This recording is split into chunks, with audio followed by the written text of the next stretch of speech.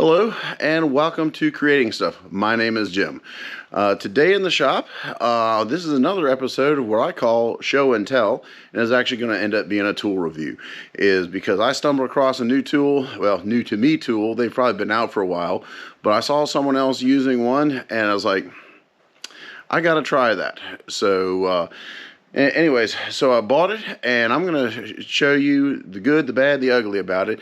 And that tool is a hydraulic brake line flaring tool. And anyways, so tell you what, let me just get right into it.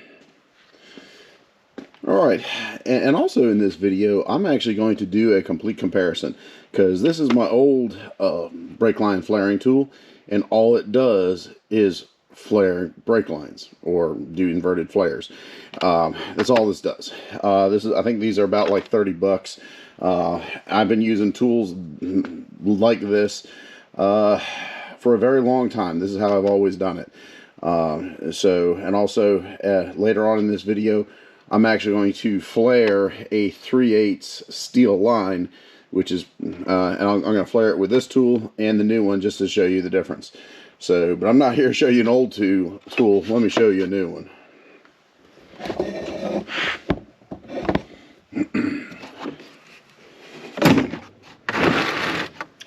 Well, this is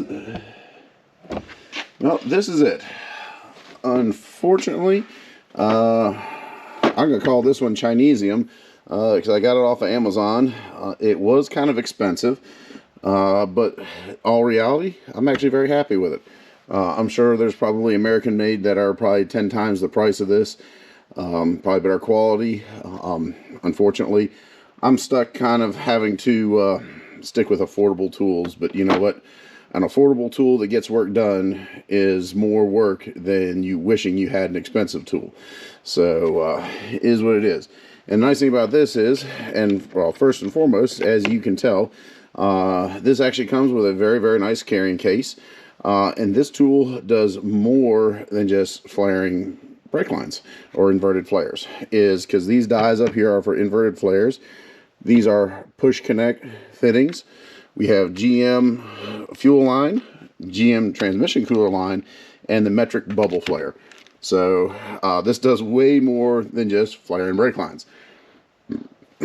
So, and that's the other side of it is this one was a tad bit more expensive. I believe I paid upwards $150, $200 for this right here. They do have different levels where I think if you just get the flaring portion of it, it might be closer to 100, but I know they also go up to like 360 bucks, depending on what all dies it comes with. So, but anyway, so once again, so it's very nice that on how it comes. It's very nice with having other capabilities at your disposal. So, but all in all, the construction of the tool, I'll say the quality looks pretty decent. I have no complaints about it. And actually, there's a couple features I'll point out to you. One of them is very nice. Is this piece right here works very well to clamp it in a vise. So, so I clamp it in a vise, and very easy. I mean, worked. I mean, actually, I'm very happy with that. Another feature is to align up for when you do a double flare. Is these are the dies for it. When the die is sitting here like this, they give you a little piece right here because the tube, when you slide it in, has to be flush with the end of this. So they give you this little piece that slides over, and it's a stop. That's actually quite nice. You can't lose it. On the old style, you have those little pieces that easy to lose. So it stays attached so it doesn't go anywhere.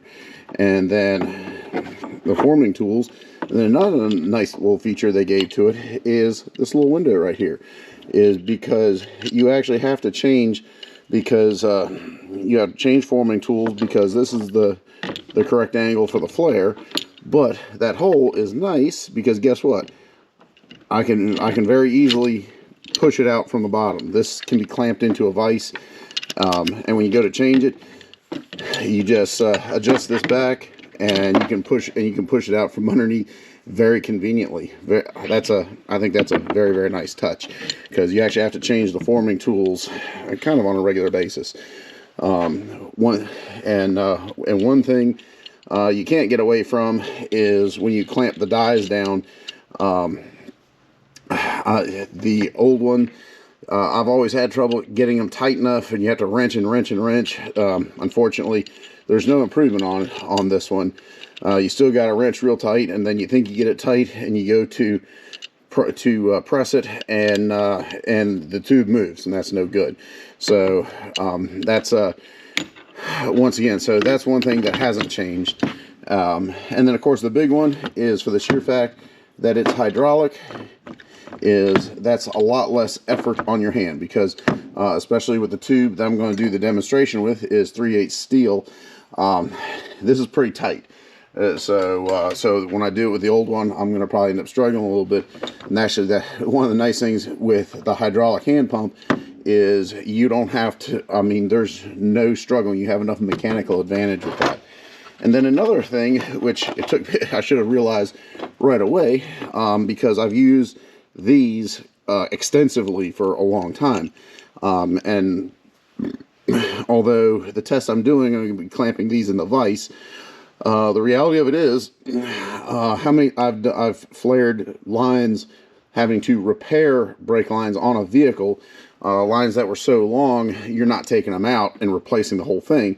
So a lot of times I'll actually splice into a line to make a repair is a lot easier than pulling the whole thing out. And once again, you get a tight little hole.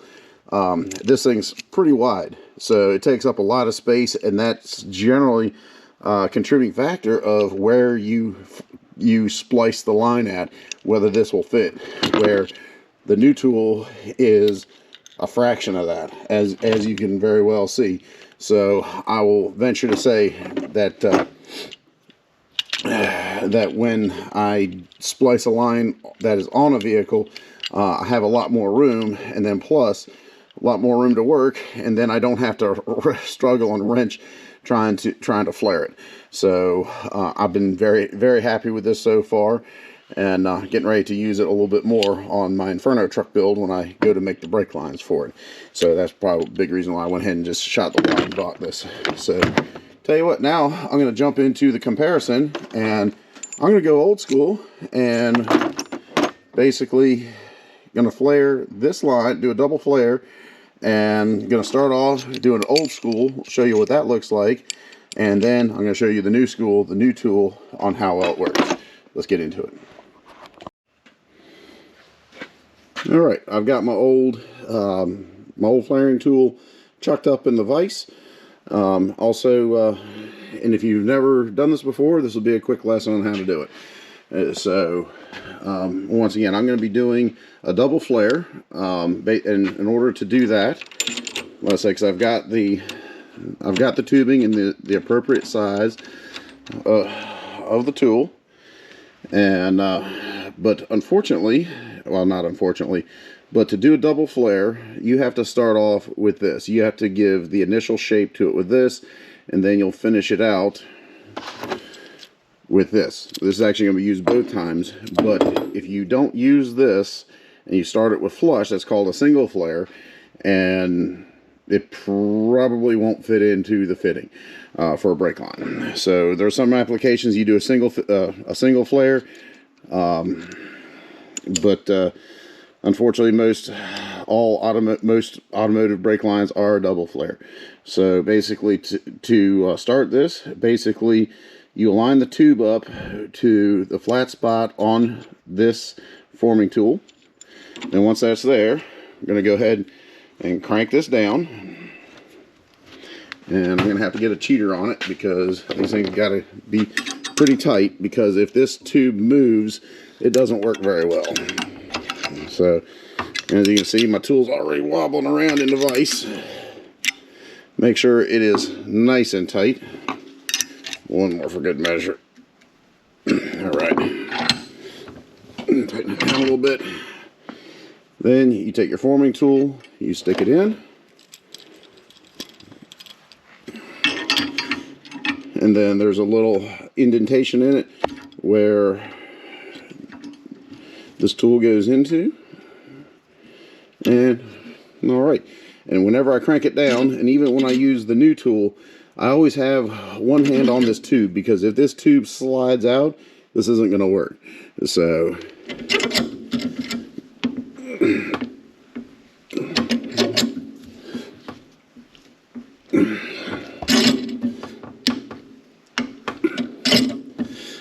you hear me grunting.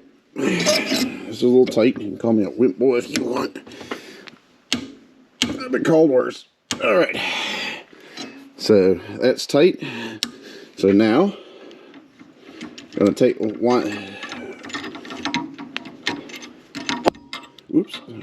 take that out and take this tool out, and you see how, if you can see in there, on how that's starting to take shape.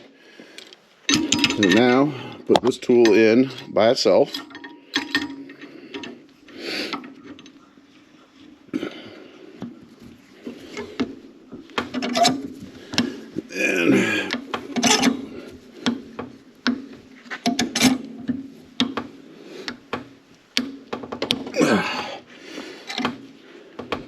Alright. Now, and although it doesn't seem like it's that bad, me wrenching on it, but think about it like this. Think if I'm underneath the car and this thing is not clamped down, and I actually have to work that with both hands, hold that with both hands, that can be a little difficult, putting it mildly. So, and like I said, and I purposely chose this 3/8 line because it is large, so it's going to be the most difficult. Well, that looks like a pretty good flare. That's usable. So, tell you what, I mean, there's a little inconsistency in it. Probably a lot of that probably from me, and but for the most part, that should seal. That should work. So now let's go ahead and pull the new one out.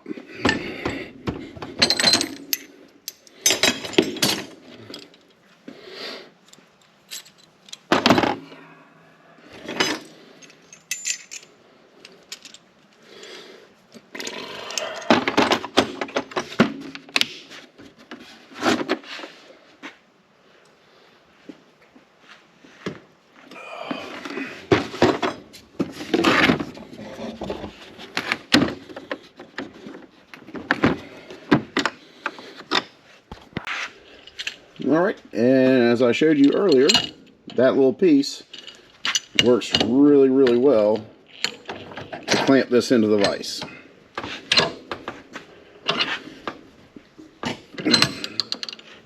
So that holds this nice and solid, but still, even if I was working underneath a car, like I said, this is nice and narrow.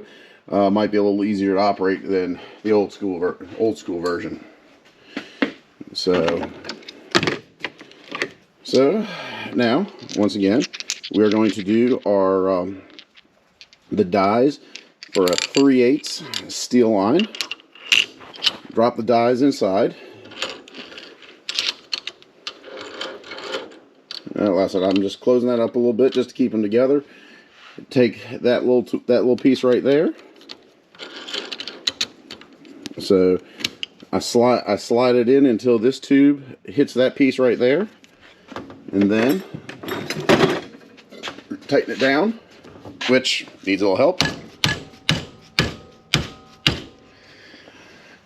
And that's the one thing that's universal between the two of them, is getting that clamp nice and tight. Swing that up out of the way. So now to start that, this is very similar to that little piece that I put in the other one. So, like I said, very similar. So we got to start with this one. So drops right in there like so. And before, move the camera so you can get a better view. Now, before the throw of this hydraulics is not very much, maybe only like a ½ inch, not very much. So what you have to do is you have to wind this in, and you have to take up all the slack. Make sure the tool goes inside the fuel line, and going to crank it up until it touches. So once it's there, I'm going to close the valve off. Once again, just like the other one, I'm going to put a finger down here just so if I feel this tube sliding, I'm going to stop and tighten that up. So now, I'm going to go ahead and start pumping. And I got to tighten it up just a little bit. It's going to move a little bit because it has to grab, but still.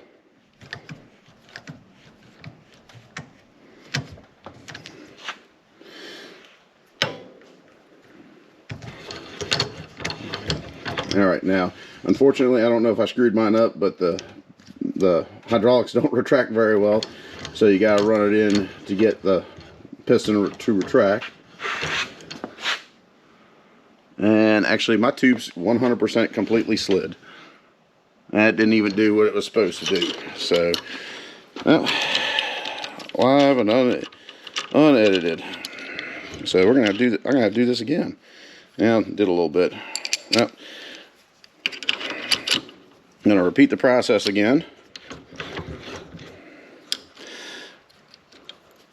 Make sure I got the right size. 3/8.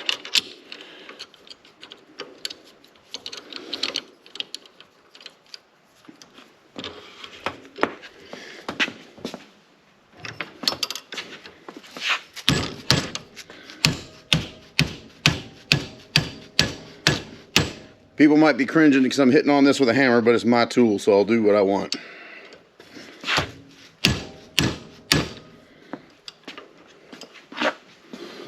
All right. Back to the same process again.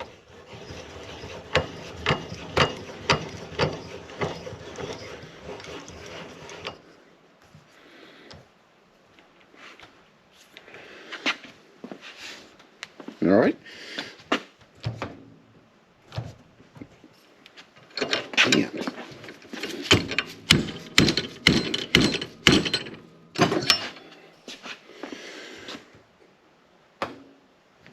All right, now it's locked. It took that last little bit. Now you see how hard I'm crimping this. The hydraulics are nice. All right, bottomed out. Release the pressure. I got to spin it in to retract the hydraulics. All right, that worked. So, and now that hole in the bottom, I can just push up. It's easy to take out. I like that feature. And now to put the final shape to it. And then once again, you got to run it up tight before you start pumping because the hydraulics does not move that far. Does not have much throw to it. But for the amount of mechanical advantage you get, I'm good with that. I really am. So, tighten it down. Once again, got my hand here holding it. Man, look how much, I hardly put any effort into that. Retract the hydraulics.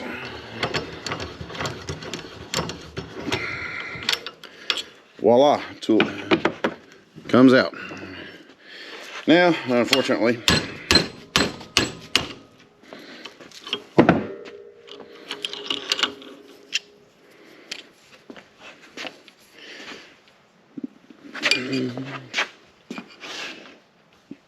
that looks great. I hate to say, I think that looks a lot better than the old school one. I'm very extremely happy with the quality of flare that came out. I don't know why it didn't grab on the other side, but that's real life. I had to crank down really, really hard, and there is a little thing in instructions to make sure that gets greased. So I'm like really happy with that. And you saw with the hydraulics, I mean, I had next to no effort into it, where I mean, I was wrenching that pretty hard. Like, if you could imagine doing the old school way, having to do that, having to hold it with both hands, not clamped in a vise, I'll I'll take that. The worst part about it is just getting the dies nice and tight. But I'm real happy with that. I am really happy with that.